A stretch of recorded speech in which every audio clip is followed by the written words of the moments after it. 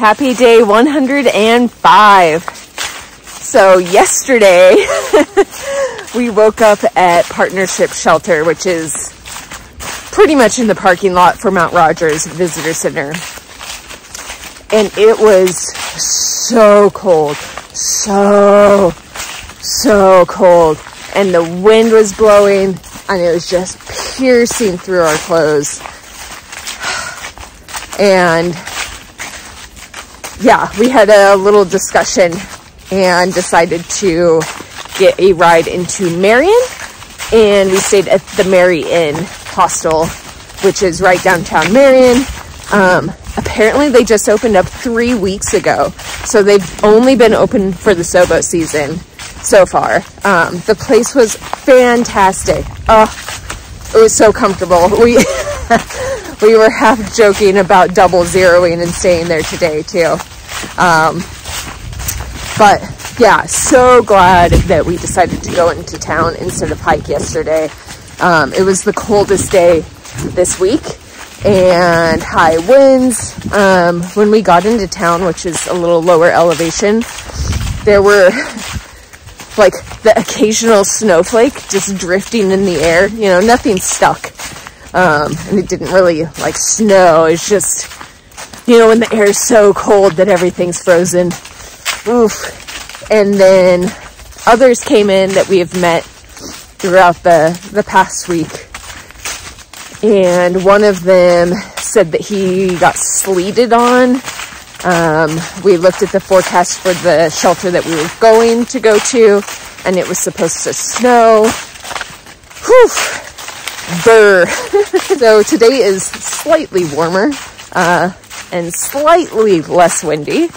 Down here in the valley it's been okay, but curious to see what it's going to feel like up closer to the mountain when we camp tonight. It is supposed to be pretty fast winds, and I think it's still dipping down into 25 overnight. So yeah, and then from there it's supposed to get warmer on our way to Damascus. Since we zeroed at the Marion, we are not going to zero in Damascus. And yeah, just pick up our boxes and resupply and move on.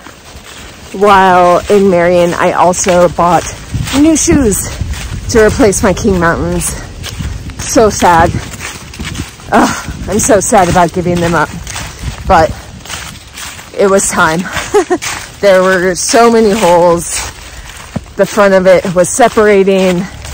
The tread was starting to really get wore down. I was slipping all over the leaves and rocks. Unfortunately, they no longer make those.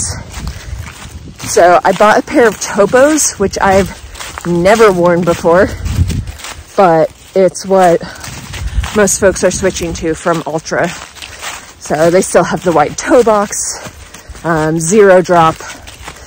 The shoe itself is a little taller too, so it's starting to hit my ankle, which I'm a little concerned about, but we'll see.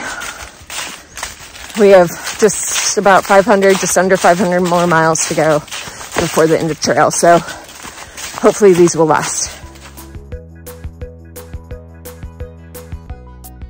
So my trail family and I have been considering something crazy. We created a new challenge, and it's specific for SOBOs. I'm sure there are other SOBOs that have done this already, and a couple in our group that are ahead of us now. I'm sure we'll do this without us even talking to them. They're just the type of people that are pushing the kind of mileage necessary to achieve this. We are lovingly calling it No Sleep Till Springer, and it's basically a Georgia state challenge. So we would stay at the very first shelter in Georgia and then hike without sleeping until we hit Springer Mountain, the end of our southbound journey. It is 76 miles, which is wild. And yeah, realistically, if we're hiking, like, we're not going to do it under 24 hours. That's just, we don't have that kind of pace. It would require me doing some more running in order to achieve that, which maybe I'll start running more than I have been on this trail. Yeah, I've usually just been running when my pack feels light and the trail looks good. Not really running otherwise. But yeah, we'll see. It's insane. Because it would mean at this point, like, we have 12 hours of sunlight and 12 hours of darkness. So we'd be hiking all through the night. I don't know. We'll see. We'll see when we get there. We still have some time to figure that out.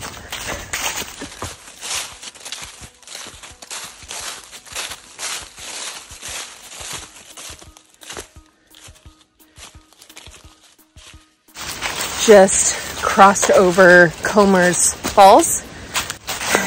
It was very fast, and it's the first time on the AT that a little bit of PTS from my Pacific Crest Trail through hike entered to the water crossing.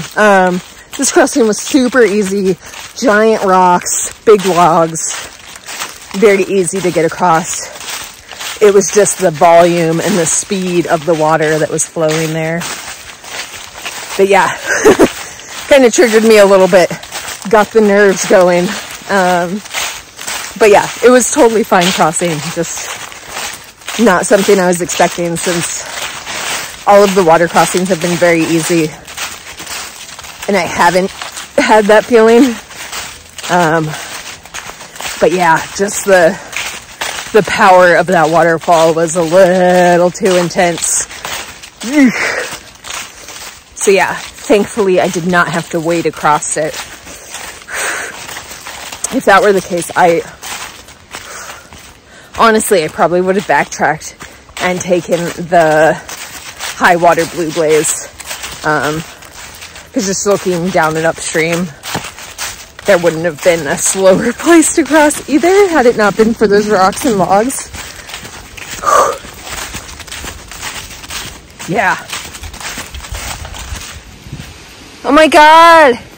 The top of my trekking pole just ripped almost completely off. No! I need that.